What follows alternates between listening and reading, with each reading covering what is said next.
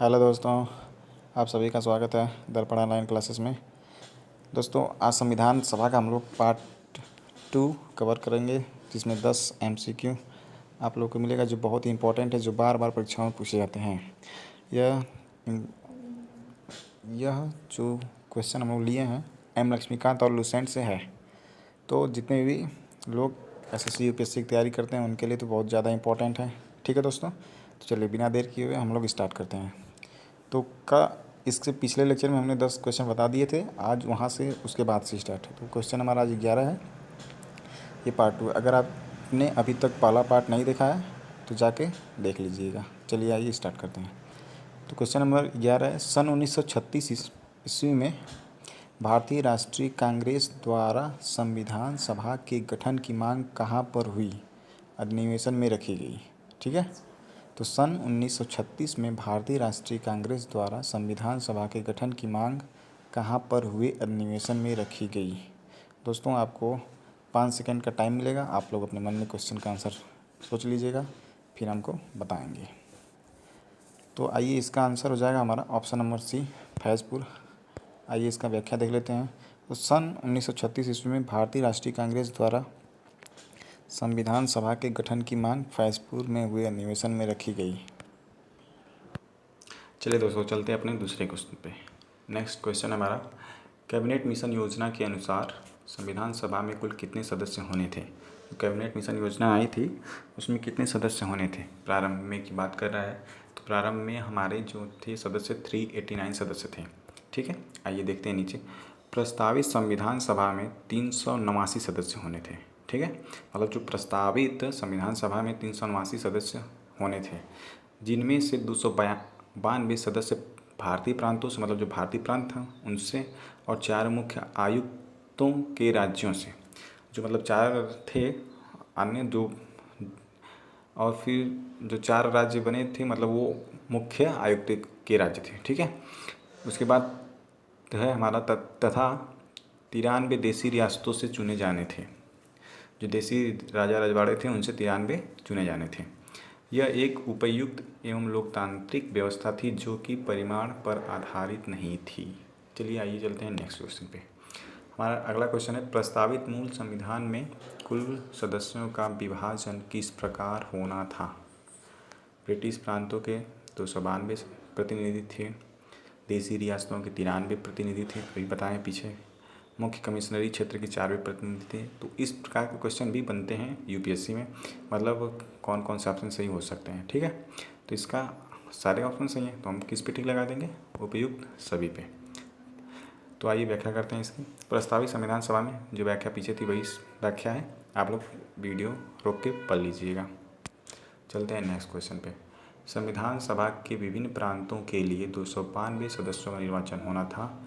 इनमें से कांग्रेस के कितने प्रतिनिधि निर्वाचित हुए थे। मतलब जो संविधान सभा के विभिन्न प्रांत से थे, तो 292 सीट थी, तो 292 सीटों में से कांग्रेस को कितनी सीटें मिली थी। क्वेश्चन का आशय यह है, तो क्वेश्चन का आशय यह है, तो हमारा आंसर कितना हो जाएगा। तो उस समय कांग्रेस को 208 सीट मिली थी, तो आंसर हो जाएगा हमारा 208। संविधान सभा के विभिन्न प्रांतों के लिए 292 सदस्यों का निर्वाचन होना था। इनमें से कांग्रेस के 208 प्रतिनिधि निर्वाचित होकर आए थे, मतलब चुन के आए थे। नेक्स्ट क्वेश्चन, पुनर्गठन के फलस्वरूप वर्ष 1947 ईस्वी में संविधान सभा के सदस्यों की संख्या कितनी रह गई। देखिए दोस्तों, यहाँ पे आप लोग कंफ्यूज हो सकते हैं। यहाँ पे जो शब्द नया जुड़ा है वो क्या है, पुनर्गठन। जब एक बार वो तो प्रस्तावित था, लेकिन फिर से जब पाकिस्तान अलग हो गया भारत से, तब फिर से संविधान सभा की पुनर्गठन हुआ। तो जब जो पहले सीटें कितनी थी, 389 थी, फिर बाद में चुन के कितनी हो गई, ये क्वेश्चन का अर्थ है। तो आइए इसका टिक लगाते हैं। इसका आंसर हो जाएगा 299। ठीक है, तो देश विभाजन के बाद संविधान सभा का पुनर्गठन 31 अक्टूबर 1947 को किया गया, और 31 दिसंबर 1947 ईस्वी को संविधान सभा के सदस्यों की कुल संख्या 299 थी, जिसमें प्रांतीय सदस्यों की संख्या एवं देसी रियासतों के सदस्यों की संख्या कितनी थी, 70 थी। ठीक है, आइए नेक्स्ट क्वेश्चन पे। संविधान सभा पुनर्गठित मतलब फिर से पुनर्गठित शब्द दे दिया, तो इसमें कन्फ्यूज हमको नहीं होना है। में देशी रियासतों के लिए कितने प्रतिनिधि थे? अभी जो हम पीछे एक्सप्लेनेशन में पढ़े थे, तो हमारे कितने प्रतिनिधि थे? जल्दी बताइए फटाक से कमेंट करके। 70। जी हाँ, 70। संविधान सभा पुनर्गठित में देशी रियासतों के लिए 70 प्रतिनिधि थे। नेक्स्ट क्वेश्चन, पुनर्गठित संविधान सभा में विभिन्न प्रांतों के लिए कितने प्रतिनिधि थे? पुनर्गठित संविधान सभा में विभिन्न प्रांतों के लिए कितने प्रतिनिधि थे? दोस्तों 229 प्रतिनिधि थे। ठीक है, पुनर्गठित संविधान सभा में विभिन्न प्रांतों के लिए प्रतिनिधि 229 थे। नेक्स्ट क्वेश्चन, कैबिनेट मिशन योजना के अंतर्गत संविधान निर्मात्री परिषद ने प्रत्येक प्रांत की आवंटित सदस्य संख्या निर्धारित करने के लिए एक प्रतिनिधि कितनी जनसंख्या के अनुपात में था? फिर से क्वेश्चन को पढ़ते हैं। कैबिनेट मिशन योजना के अंतर्गत संविधान निर्मात्री परिषद में प्रत्येक प्रांत की आवंटित सदस्य संख्या निर्धारित करने के लिए एक प्रतिनिधि कितनी जनसंख्या के अनुपात में था? तो दोस्तों इसका आंसर हो जाएगा ऑप्शन नंबर बी, 10 लाख प्रति व्यक्ति। आइए इसका पढ़ते हैं व्याख्या। जो हमारी कैबिनेट मिशन 24 मार्च 1940 को दिल्ली पहुंचा था, इसके शिष्टमंडल में कुल 3 सदस्य थे। भारत सचिव पैथिक लॉरेंस, व्यापार बोर्ड के अध्यक्ष स्टेफर्ड क्रिप्स और नौसेना के प्रमुख एवी अलेक्जेंडर थे। 16 मई 1946 को कैबिनेट मिशन ने अपनी रिपोर्ट प्रस्तुत की थी।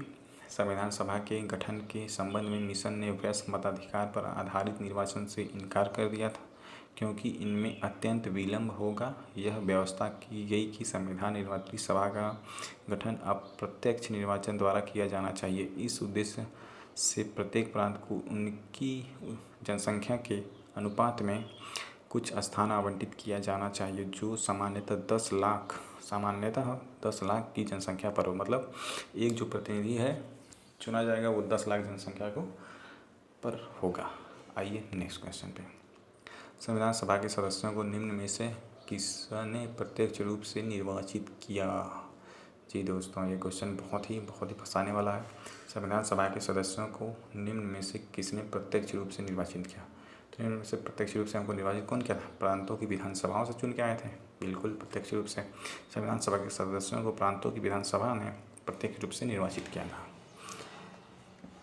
संविधान सभा में किस प्रांत का प्रतिनिधित्व सबसे अधिक था?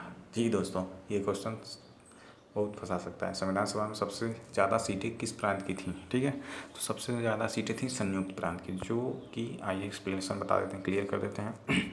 संयुक्त प्रांत या यूनाइटेड प्रोविंस ब्रिटिशकालीन भारत में था तथा भारत के स्वतंत्र होने के बाद एक प्रमुख प्रांत था। यह 1 अप्रैल 1937 के अस्तित्व में आया था, जब तत्कालीन अंग्रेज़ों ने यूनाइटेड प्रोविंस को छोटा किया। इसके अंतर्गत लगभग वही भूभाग आता था जो वर्तमान में उत्तर प्रदेश और उत्तराखंड को मिलाकर बनता है। दोस्तों, अगर आपको संयुक्त प्रांत दे दे तो कंफ्यूज नहीं होना। संयुक्त प्रांत मतलब क्या? उत्तर प्रदेश और उत्तराखंड की सीटें। ठीक है, तो दोस्तों बस आज के लिए इतना ही, और ढेर सारे MCQ अगली वीडियो में मिलेगा।